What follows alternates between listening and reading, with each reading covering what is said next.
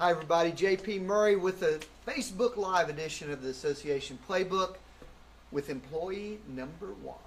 7 years ago, Elizabeth Johnson came on board. Oh my gosh, it's been a long road, but a good one. Yeah. And she's now VP. She works for us out of Florida now, manages some great clients. Hey, so let's talk about the kind of the first days. How is the company? I think this is important for like small businesses. How's the company changed since day one when it was just you and I working together? It's a lot different. I would probably say the culture has changed. Obviously, we've added a lot more people. We've added experience. We've learned a lot of lessons through people we've worked with, and people we shouldn't work with, and people we continue to work with. So I'd say those are probably the biggest I've seen. And then more than anything, I think it's just going from 2 people to 12 people, and a dynamic of more people in the office, having a structure, having support. Before, if you or I needed anything, you or I did it. Is it. Or we didn't do it. Right, exactly. Yeah, right. Or we'd have to find somebody that could. Now we have very talented people on our team that are experts in that and can help us with that. What's the most difficult part of growing? As part of so we added people and it changed our relationship, right? We weren't you and I all the time. Yeah. So how does what's that like? I mean, that may be a good thing. Yeah. Oh my God, I'm not talking to him all the time. I know. If I was working as your right hand for 7 years, I don't know if I'd still be. Yeah, this would be a different seat, Like a different person in the seat, right? I think, like I said, it's really helpful. You have people that can play to their strengths, people that are experts in certain areas. I think I was really trying to know Salesforce, and I kind of topped out. I was like, I can't learn any more Salesforce. And then, we had Carrie come on board, which was super helpful. Right. So I think that's definitely been it. Having more, that's changed. You have to be open to it too. Like, if there's things that you've always done, you have to learn to relinquish those things and let somebody else do them. And sometimes that's hard to do, and sometimes it's easy to do, depending on what the task is. Right. So, and the difficulty, and that's a difficult thing for the leader too, right? So you started with 2 people. You start to add more folks, and your relationship, even within the company, changed too.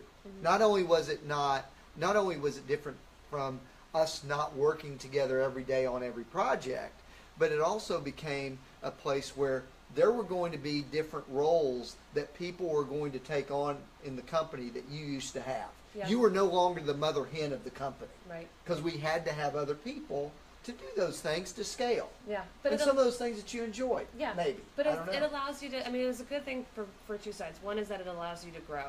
So I was able to focus more of my time on selling and getting better at selling. But at the same Which time, was core business. Yeah, exactly. But at the same time, I'm thankful that I had the time to learn the financials, because now I know them. So when we go over the money or we go over the metrics, I know the core of it, where it comes from.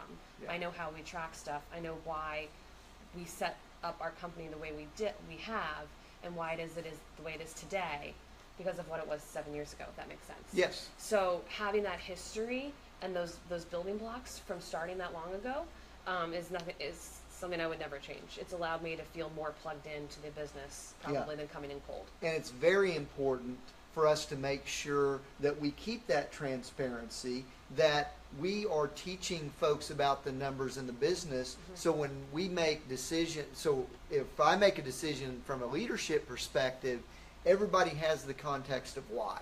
Not just because they've been there they've been here for 7 years and they know it backwards and forwards. It's important for everybody to know. Let's transition to our clients and associations. What have you seen change with them over the last 7 years? I think we've kind of naturally gravitated towards finding our niche in manufacturing. I think we do quite well with manufacturing. Yes. I think we do really well with government affairs membership sales, selling membership sales from the government affairs perspective, rather than the straight business ROI, which we do as well, but that government affairs sales is tougher, and we really cut our teeth on that early on. So I think we found a lot of members, a lot of companies or associations with those issues that we work with. And I think because of that, we've had more referrals come in, and we've played to our strengths with that. And it allows us to be a little bit more particular about who we work with as well.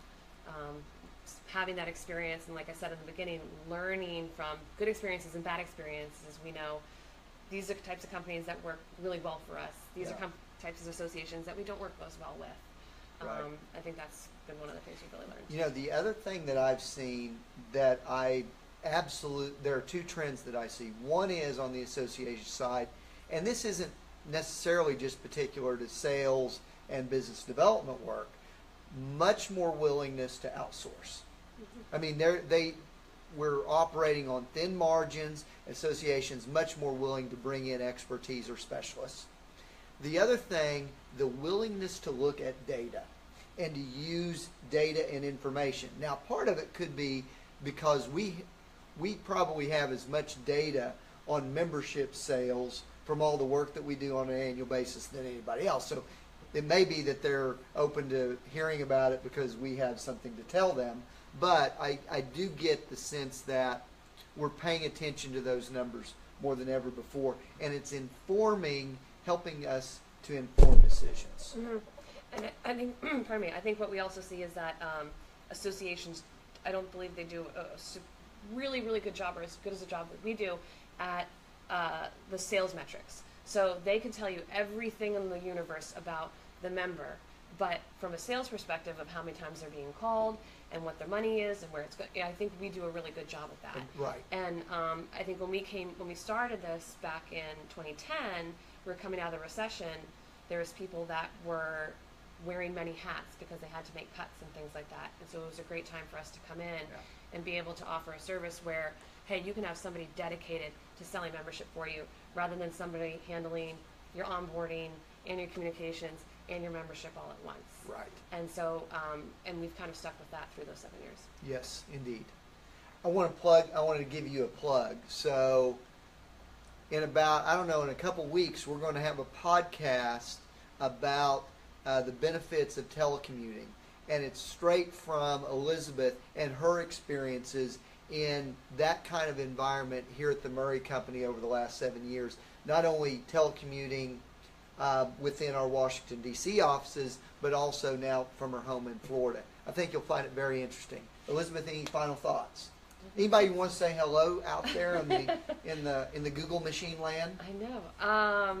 It's everyone we've worked with. Even if I don't work with them anymore, I still think so dearly of so many clients that I've worked with. And if any one of them are listening, hello, I miss you. And come back. Yeah. Maybe. Hey, folks, great to have Elizabeth on the show today. Thanks for watching. Hope it's been helpful for you. See you next time. Bye-bye. Bye.